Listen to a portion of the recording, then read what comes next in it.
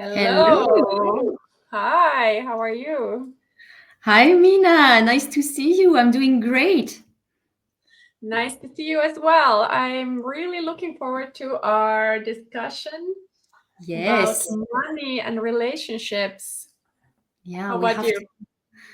we have some really, we have a lot that we could say, but we had to decide on what was the most important for today.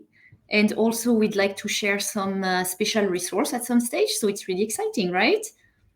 It is, yeah, I agree. There are so many topics that relate to this, right? Love and finances. I mean, yeah, you could talk about this for hours, for sure. But I'm really excited to bring up some of the perspectives on this, and also to have a conversation with people online. So, hello, We have welcome. already participant. Hey, Julia.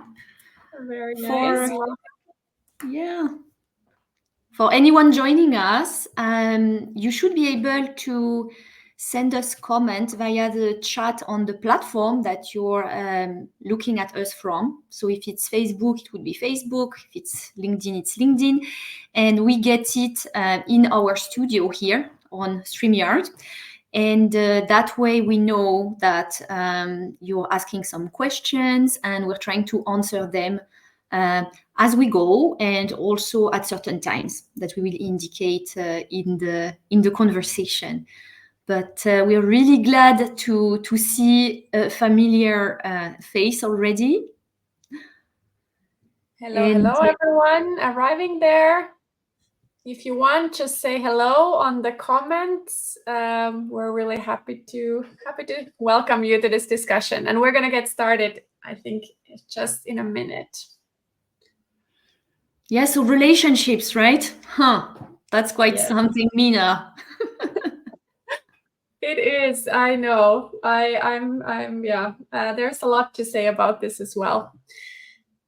Should we actually get started? What do you think, Sophie? I think people are still joining in, but maybe we could start with the With introductions part. pleasure. With pleasure. So it's customary in Flourish Financially. We say a few words about who we are, just in case people haven't met us before. So I want to say that it's wonderful to see so many of you who wanted to join today. And hello everyone who Hello, is also everyone. joining in the Welcome. chat. It's a Flourish Financially money conversation. So that's something that we set up with Minna already some months ago. And we really are excited and passionate to share with like-minded women on these tricky topics on money. And I'm Sophie Jablonski, Dr. Sophie. That's also my coaching practice. And I'm a life coach focusing on positive psychology, emotional intelligence, and within positive psychology, a subtopic of financial psychology. And today, Minna and I are going to tackle something that we all deal with, but we not always talk about openly. And this is how relationships and money mix, and how we can balance to make sure this becomes a way to have a foundation that is positive in our relationships. Yes, very good. And I am Minna Schmidt. I am a financial well-being coach. I'm on a mission to help women build more financial freedom and security. And this topic comes up so often in my coaching. So yeah, we're really excited about exploring this topic with you. So yes, money, right? It seems there's a technical issue perhaps with our streaming, so I hope this gets solved on the way, because we cannot really check what's going on with LinkedIn directly.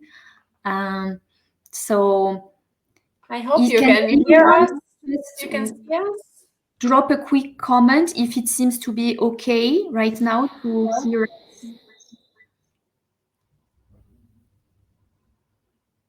All right. Maybe it's just on one side. Let's see. Hopefully Okay. most of you can hear us and see us. All okay, says Nadesh. All Okay, right. perfect. Okay. Thank you, Nadej. Hello. Good. So, our Yes. goal today is to have a real open conversation about the role that money plays in our relationships and how we can navigate these tricky financial moments. So we chose a few of these tricky topics to talk about today. And because we want this to be interactive, don't hesitate to jump in via the comments. And we'll try to even show them on the screen for those that are shareable, obviously, and to answer as we go. Okay, let's get started.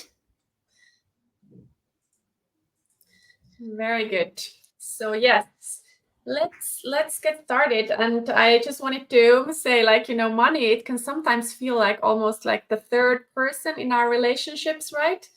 Yeah, it's something that touches every aspect of our lives together, but we don't know how to talk about it, or we don't know how to handle it. Perhaps we didn't have a good model on that from where we're coming from our upbringing. So it's a really interesting topic.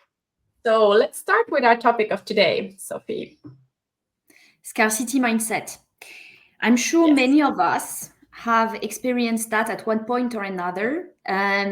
That's something called the scarcity mindset, and we wanted to talk about that in the context of relationships.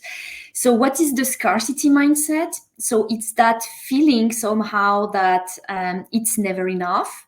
And very often it can show up in different areas of life. So it could be about money, but it could be about time, or it could be about any kind of resource. And when this kind of mindset creeps into our relationships and also in the relationship we can have with money, it can cause tension. And here, what we refer to is really the different spheres of the financial situation. For example, it can be about the money we have, that we would have scarcity mindset, or it can be the money we don't have, or it can be about how we spend, how we earn. So today we're going to probably focus on one of them. But definitely I've seen these with some of my clients, and also I used to feel it myself. It's definitely work in progress. So you might be doing okay financially, but there's this constant worry, fears that it could all disappear.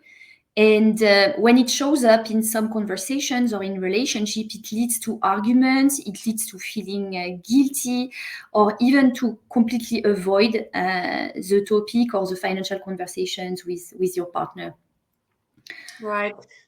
And in this case, basically, you don't have a kind of aligned understanding with your partner on the principles on how you spend money. I mean, for instance, there might be this classic case where one partner might start to kind of be worried about money, right? They start to micromanage the household budget or restricting kind of the spending because they feel like, they need to protect what you have from the other partner who is perhaps using money more liberally. And on the other hand, this other partner might feel resentment because they are not kind of free to spend or contribute in the way they want, and they feel they're not being trusted. Yeah. Maybe they feel like they're being, treated like a child or something, and this can be a cycle that feeds on fear, and it can create kind of a emotional wall between the partners. Yes, and also what I find fascinating, but I guess this will be a recurrent theme when we talk about money with Flourish Financially, is that as so many other things, it's the scarcity mindset is not necessarily about how much money you have or you don't have. It's really about how you feel about the specific situation, and so it's definitely more emotional than logical, and that's actually where the tension comes in. Yeah, I mean, it happens quite a lot. I don't know, people on listening to this, if this sounds familiar to me, we'd love to hear in the comments. But Yeah. I mean, also to talk about what can we do to shift this mindset, right? Yeah. I mean, basically, we're talking about moving from this kind of scarcity mindset to a mindset of abundance. And saying abundance, we're not talking about, getting rich overnight or spending all the money that you have, but kind of cultivating this mindset of sufficiency where both you and your partner feel more secure and aligned with your values, and you have this kind of secure, comfortable feeling about how you spend your money. So not only on those things that are necessary, like paying your bills, but also how do we spend money on things that bring us pleasure or happiness, and you can spend kind of consciously on those things that align with your values and that you think are kind of good for you. And kind of one very simple practice is more focusing your mindset instead of thinking what you don't have. Focus more on what you do have. And this sounds pretty basic, but it actually can really help reframe your thinking. Yes, no, thanks for that. And I think there's one important point. This is that we were talking about having different views than our partner. And I think this is quite common. And it's not something that necessarily is extremely worrying or is to the extreme of the scarcity mindset. I know that my husband, for example, he likes to spoil my children, what I consider spoiling. He buys them X many, rides at the fun fair, the Luxembourgish Schuberfeuer. And I'm always kind of like, okay, that's enough, right? I mean, we don't have to spoil them. But it doesn't mean that I feel fundamentally in opposition, like what we were describing with the values that we would share, how we educate them, how we would spend the money overall. So that's something that it can be actually almost playful, because this is a bit of my scarcity mindset coming out, but it doesn't really threaten the foundation of the relationship.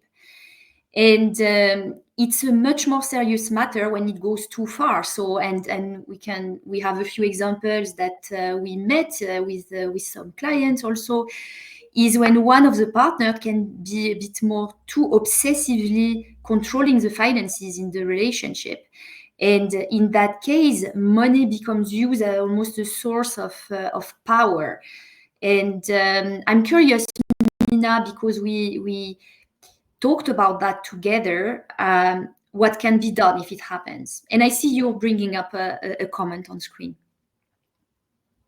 Yes. So let me first respond to this point, and then we take Nadesh's comment, which is a good one, which is a really good one. So this point, unfortunately, this happens when you actually start using money in a relationship as a source of power. Yeah. For example, if you withhold financial information from your partner, or you prevent the other one from having access to joint money or things like that. We all have probably heard of these cases as well. And this is financial abuse.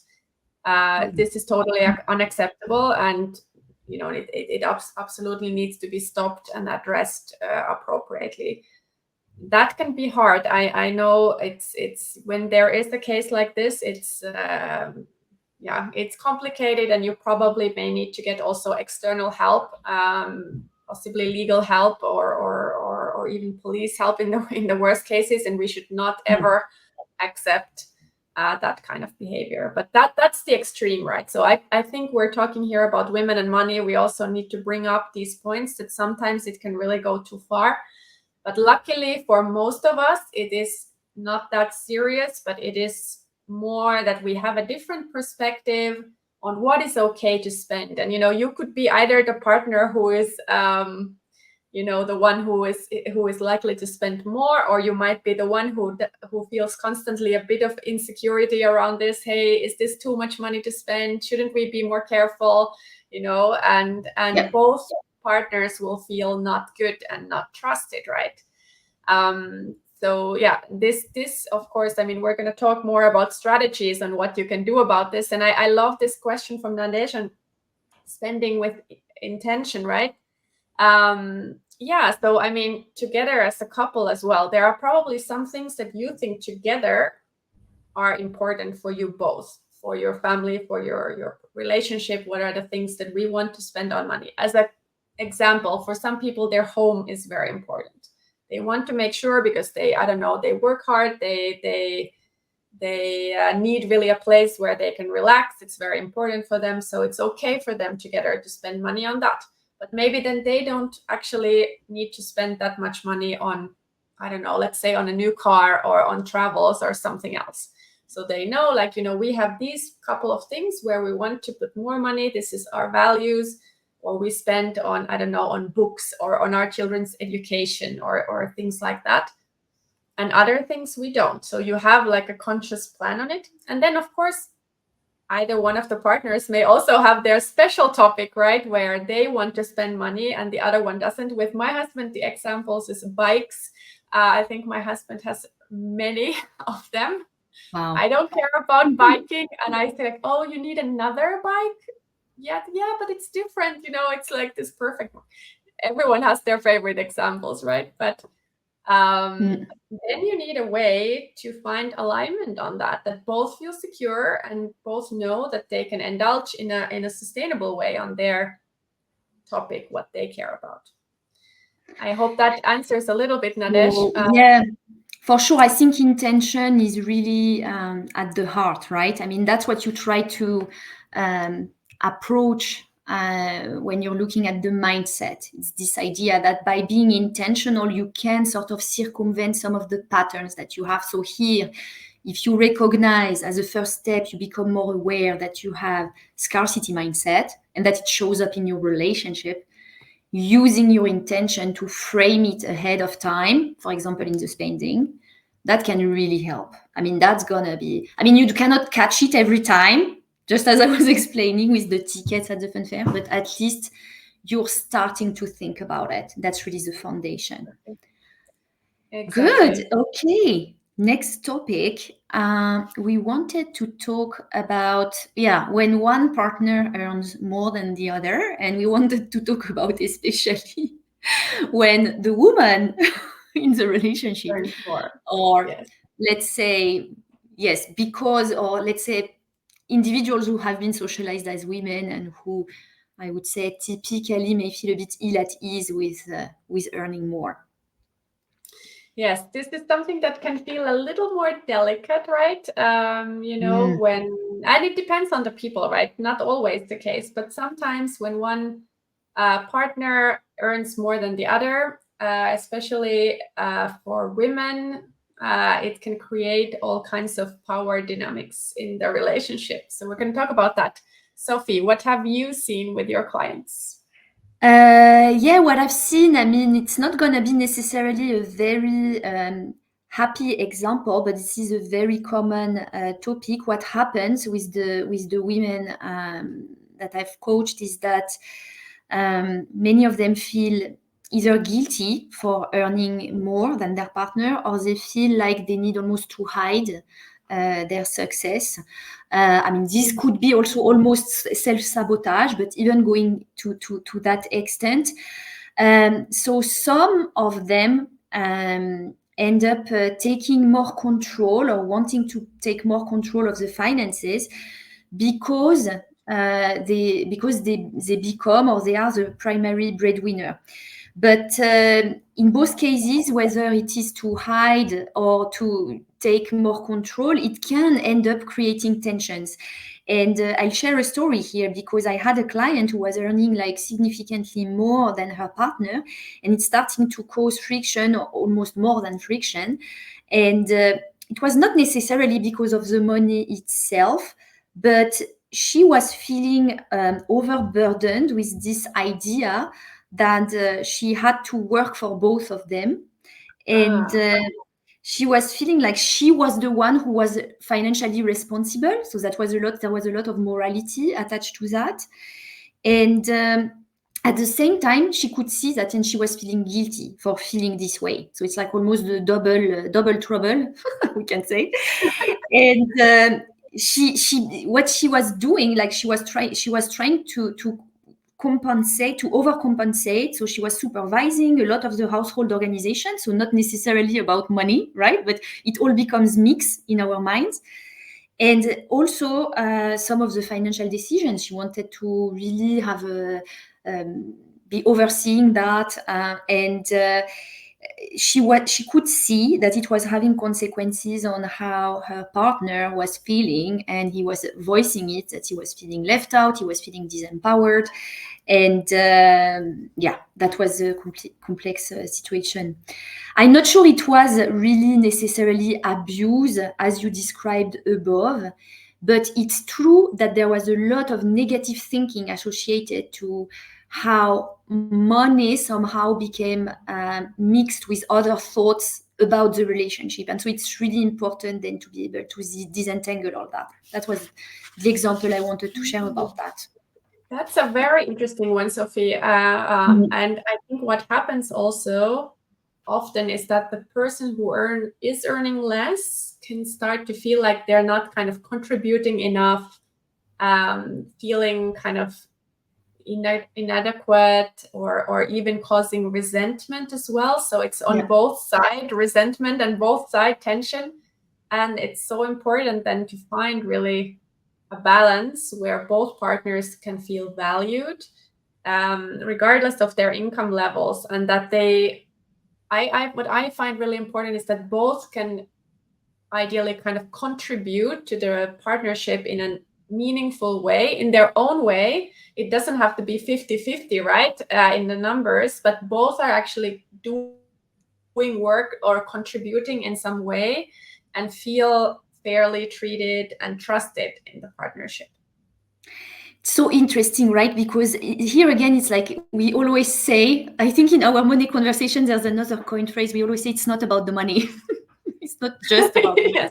So here again, it's really about the value that you feel each of the partner is bringing to the relationship. And it's also this idea of, when it's about the money, it's easy to say, oh, you're like, there's more here because you have a figure. But in fact, the point is how both feel in terms of contributions that go much beyond the tangible. And in fact, I know that in my own experience, a little bit like the example before, I used to really mix all these contributions together, and feeling that somehow it was all very unequal, and wanting to make things equal, as we say in French, à tout prix, at all costs. And it was creating a lot of resentment and frustration. So I was not able to show up as the partner that I wanted. And I use this analogy because we are both familiar with the work of both the spouses Gottman. They are famous psychiatrists who worked on couples and relationships, and they were explaining they have these 4 horsemen of apocalypse. And so I was definitely using a lot of content in that. So I was using, in a way, money because I was earning more as an excuse to kind of like have the right to be contemptuous with other issues that had nothing to do with money, instead of being able to really see things for what they were, and having the conversation. So that I wanted to share. Oh, thank you. Yes, great banner for those of you who want to look into this. Just in case, it's a fantastic relationship advice, this couple, so if anyone is interested, I don't think they focus particularly on money, but for sure that also comes through. They're great. This is great. Great couple. And there's also an interview from Diary of a CEO of the Gottmans. So if you want to catch that, you can probably find it somewhere. We could put it maybe on LinkedIn or something, the link to that. That would be nice. Yeah, we can put it after the event. Yes, exactly. Okay, so now we wanted to talk about something else, and it's related for sure, but it's about transparency. And it's something that in a way can make or break a relationship, but it's an interesting one to look at because the definition is not necessarily that simple. So first of all, why do we avoid to talk about money with the people that we love? Sometimes we can talk about anything else, like kids, vacations, careers, and money seems to be off limit. I guess some of it is because it feels so deeply personal, and it's we tie it not always for the right reason to our sense of security, but mostly self-worth. So that's another thing that we really look at with coaching, and even identity.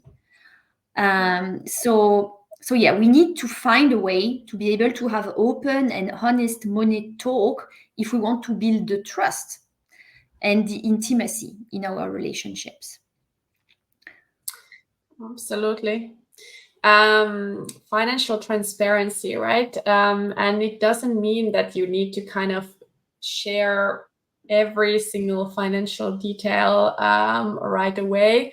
I mean, some couples really take it to that level as well, that they share all their purchases and whatever. But basically, what it means is kind of creating this environment where both partners feel comfortable discussing finances, and it is about building trust, which is so essential in any partnership. And basically, the more transparent you are, then the less room there is also for misunderstanding or hidden resentment, especially if you also talk about those emotions that are related to the money questions. Yes. And I'm just gonna put here a poll, if people online, if you feel comfortable to put in the chat or in the comments. I mean, this is an interesting question, right? How much do you actually share financial details with your partner? I'm not talking necessarily about shopping, but kind of, do you know everything about what your partner has in terms of finances? Do you know all the details, or do you not actually know everything? That's very common as well. A lot of couples don't share everything what they have on both sides, or maybe it's still early in the relationship, it's not relevant for you, but would be interesting to hear what kind of, if you're happy to share a bit of your thoughts. Fascinating, right? And I mean, I know for me what came up when I was thinking about this poll. We have an answer already. Yes, not everything, everything. Yes, Not everything, I think it would be probably the most common, right? I mean, not everything, everything, but I think for me, what's really interesting is that at the beginning of my relationship, and especially before I worked on my money mindset, I didn't know much, but actually I didn't want to know. It's almost like there was a screening part where I was like comfortable with what I already knew. And then because of my being more of an ostrich and trying to avoid because of shame, this is something we discussed before. And so in fact, I didn't really want to know. So I thought that was interesting as a question. That was not really for me. I preferred not to know. That would have been my answer. Preferred not to know. Yeah, that's a good. I see, like, it's very interesting to see this. So a lot of people actually said, or at least a couple said, they don't know all the details. Minna said mostly know at least the bigger picture, but not every single detail. Bea is saying fairly good knowledge. Surprising for me to see how he's much more open and willing and ready to share it than I am. Yeah, that's a really interesting one. And what about you, Minna? Yeah, so that's a good question. Me being a financial coach, so yes, we share all the details openly to each other with my husband now. But there was a long time earlier in our relationship, before marriage, before kids, when we did not discuss these details. And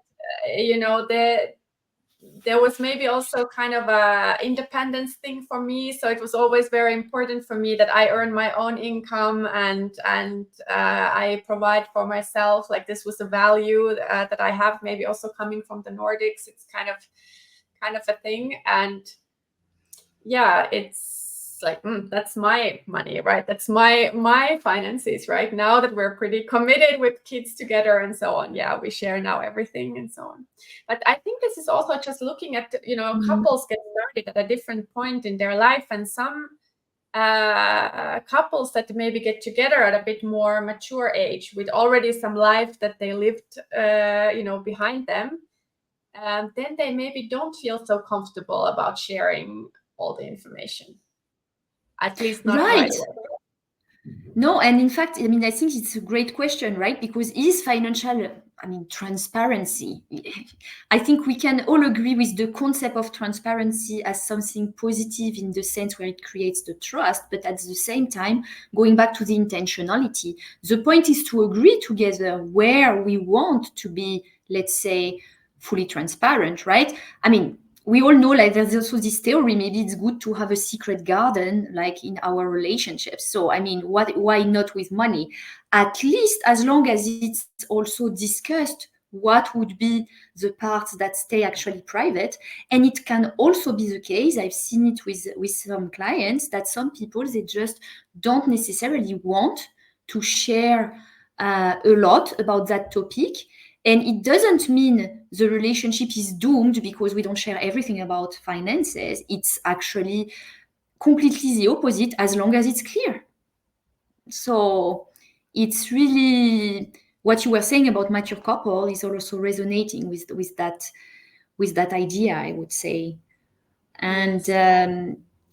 And you wanted to say something else as well, yes? About Exactly. There was one thing that I wanted, because I've worked with a lot of women on their finances, and there's this like ideal kind of transparency, right? Of course, that is the very good thing if you trust each other. But there are many, many women out there whose mothers have told them, or their friends have told them, do not ever trust your money to a man. Keep it to yourself. Keep yourself secure first. They have probably had experiences in the past, and we know all this happens a lot, unfortunately, right, in the real world. So rightly so, many women actually prefer really to be sure that they can really fully trust their partner before they share any details. This may take time to build that trust, and some actually never share the details. They prefer to be kind of fully independent, and that's just the way they prefer to be. And with their partner, they need to kind of come to an alignment then on how do they kind of manage it. So yeah, there are women who have told me that they're very happy that they never shared all the details, because they maybe had a spouse with not so good financial habits, or so they prefer to keep something to themselves as well. But if you do trust each other, then I think it's a really powerful thing to have a kind of shared understanding of your finances together. You're kind of working on them together as a team. It can really make your relationship to be very strong, actually, because you're both maybe contributing in your own ways, and you see kind of what you're working together on your goals. That's a very strong foundation in a way for your relationship. Totally. And in fact, actually, that's really one of the messages that we carry with Flourish Financially. It's this idea that actually when you decide, even as an individual, not necessarily in your couple, but you could decide that working on finance is one way to grow personally. And it can be a beautiful thing because it goes in different areas of your life. And one of them could be your couple.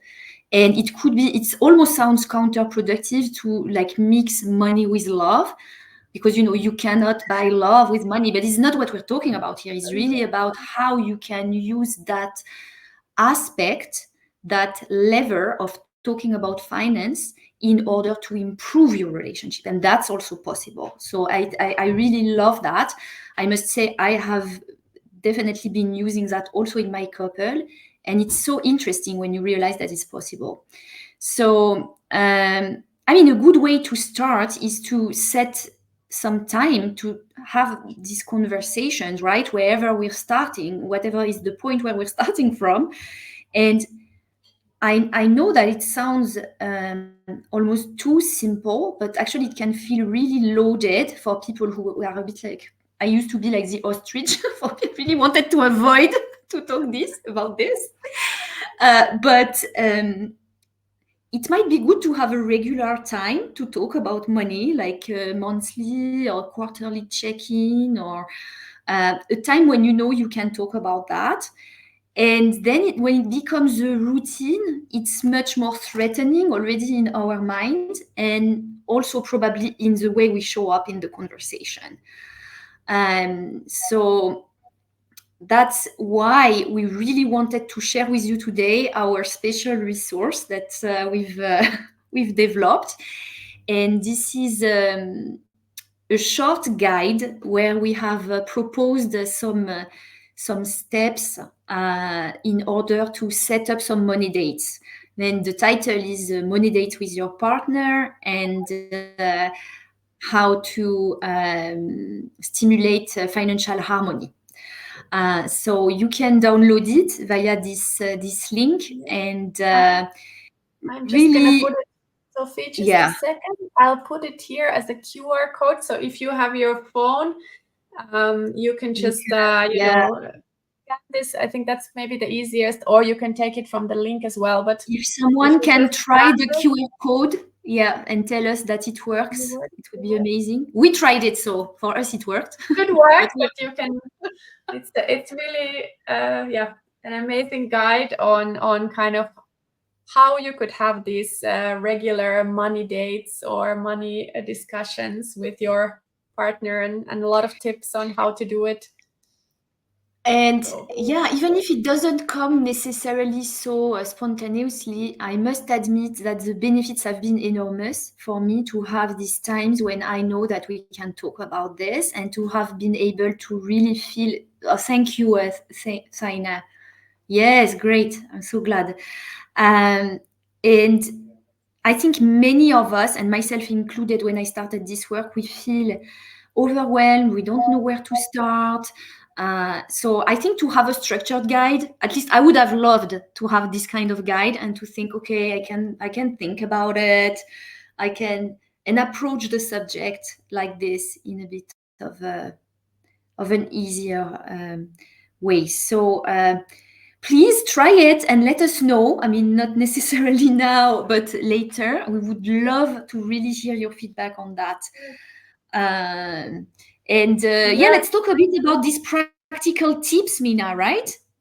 yeah, exactly. Let me just stop sharing the QR code. Hope everyone got it who needed it. And I'm just gonna stop sharing. There we go. So we are back. Yeah, and just one more thing from my side as well about this these regular money dates. I just love this. Like we do it with my husband, and it's just a nice check-in also on what we're working on together, and then seeing your portfolio grow. Thinking about how we can do something fun with this together as well, like planning then trips or something like that. I think it has really made us stronger kind of together. So really recommend this, but it can take some time until you get there. Maybe in the first discussions, some conflict, some emotions may come up as well, right? But don't give up, right? Do it in a positive way. Don't blame, just be curious, right? And at least my tip was always to maybe do it with a nice glass of red wine and candles or something like that, to make it like really pleasant, not some kind of Excel exercise. It's one of the tips in the guide to reward yourself. But it's true, what really helped for me was to be able to notice how I would get overwhelmed in the course of the conversation, and have the honesty to say it. To say, look, I can see that I'm getting overwhelmed. This is not how I want to show up, but there's something going on. And that really, really helps, because even if we pause and we get back to it later, at least it's acknowledged. And when you're in a love partnership, it's much easier to do that, right? I mean, because we're not talking about a salary negotiation with your boss, right? It's a different kind of discussion. Okay, cool. Let's move on before we have the Q&A, right? How do we work in real life, right? So of course, the guide, there's also already some tips, but here are kind of 4 tips that I would say, at least, for financial harmony. So number 1, set shared financial goals. It's important to talk to your partner about what's important to both of you financially. Kind of like in the beginning, we talked about the values, right?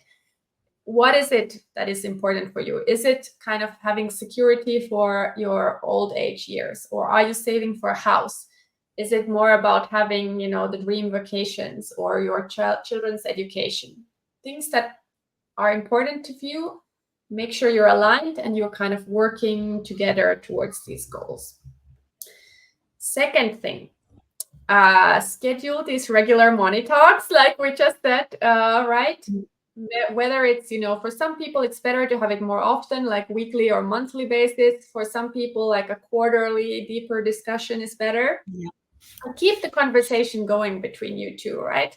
I think the more you talk about money, the more you understand the other one's perspectives, the more you get closer to kind of this harmonious situation, and the easier it kind of gets as well.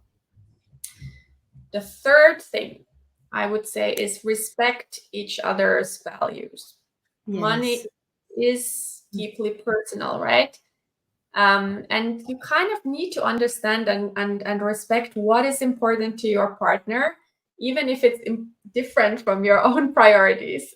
Perhaps like the bikes, in our case, right?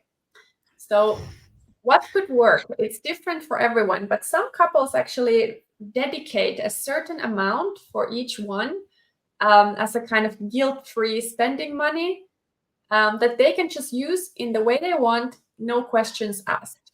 No comments, no nothing. This is theirs to do what they please, and no comments, whatever it is. Yeah. And this increases kind of the feelings of trust and freedom for both, ideally. And the fourth one I would say is creating a financial philosophy together. Yeah. Philosophy sounds very fancy, but it's kind of, instead of having some rigid rules that you have, but more these shared values when it comes to spending and saving and investing. What's the most important thing for us? Where do we want to be in 10 years? How much of our income do we want to put into our investments and savings? How can both contribute fairly in their own way, right? These discussions, they can be huge for a couple, right? Those already take you like very far along, I would say. Yes, it's really so important. And also I love how this really like weaves into this idea again of the intentionality, right? So definitely spending a bit of time being more intentional on how we address money and how we address it in our relationship. There's never a right or wrong answer, even in terms of transparency, even in terms of generosity, like we were saying last time. The key is the intentionality, and then being able to observe oneself. So this mindful approach. Okay, yes, I wanted to add just one last tip is never be afraid to ask for help or to get help if you feel you get really stuck on the way, because money can feel overwhelming. And whether that's through financial coaching or even financial therapy, opening up to a trusted friend, for example, sometimes an outside perspective when it comes to these relationship topics, can really help you and your partner to see things more clearly. So, I mean, we're super excited with the work that we can do in Flourish Financially on, for example, money philosophies at the individual level. But at the level of the couple, it's also something that you can envisage as deep work. And that's really so worth it, I would say. Absolutely. So hopefully these are helpful. And now we'd love to also open the floor to more discussion and questions and comments, and would love to hear your thoughts around what financial challenges you have faced in your relationships, or also tips on how you have actually worked through them, or any other questions as well, would be really great. Great to open the floor through the chat. And while we wait for that question, oh, please, Sophie. No, I was going to say, I mean, even just asking yourself, like, has money been to some extent a good thing or a complicated thing in my relationship? And just try to articulate why this could be the case now that we showed a few of these possible reasons in a way where we can fall short sometimes of having the perfect match in terms of how we behave together with regard to money. That would be interesting to hear. But you wanted to say something. While we're waiting, yes, sorry, because I noticed that there was a question from Schust earlier in the chat, which we were doing the poll at the time. So that's a very precise question. Yeah, what is your opinion on marital contracts in Switzerland in terms of fairness? That's a loaded question. No, I mean, thank you for asking this. And I think this is actually a whole other like kind of worms, right? When you start to open this topic of, how can couples ensure kind of fairness between each other? And we have, because of this, of course, the legal contracts that come into place, and they are slightly different in each country. We can talk also privately about this particular question, right? But what I would say is that actually couples can do a lot also themselves on protecting if they know kind of how to get, for example, legal help or contracts. And there are now couples who want to go further than what is kind of the legal context in a way to for example protect themselves for fairness.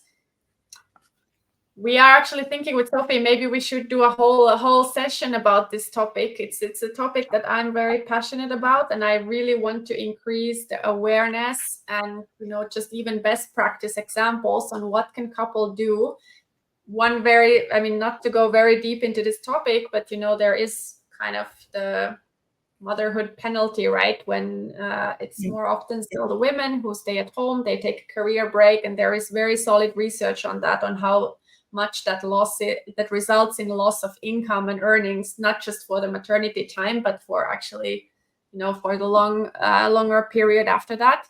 And some forward-looking couples are already doing things together, actually like a kind of negotiation of how do you kind of balance it more fairly, or let's say you can do different things there to protect the other one. And that's something that I think we need to absolutely bring more to the arena of discussion. It's a very important thing. So that's not necessarily, thank you, Nina, that's not necessarily in depth the topic for today, but we take good note that it's something that is generating really a lot of questions. And indeed, marital contracts are so important, and not already just by the fact that some people don't even realize that by not getting a contract intentionally again, in fact, they are accepting by default what is the marital contract that is in the law of where they are. And to us, maybe because we are talking about that a lot, we are used to it. But I think there are quite a lot of women and men also who don't realize that there is this contract par défaut, by default, that in any case is playing. We need much more awareness on this, and really indeed also examples, best practices. And Nina, you have this kind of trailing spouse clause. That's great. I mean, this is very forward looking. Only a minority of people really have the awareness and realize kind of to do something like this. But there are some who even negotiate before getting children. Like in the case of we having children, how do we then like kind of split fairly, or what do we both commit to provide, right, in that case when that happens? So it can really, it can be a really important point. And Nadesh is saying, what I regret in the past, having contributed 50-50 to the household.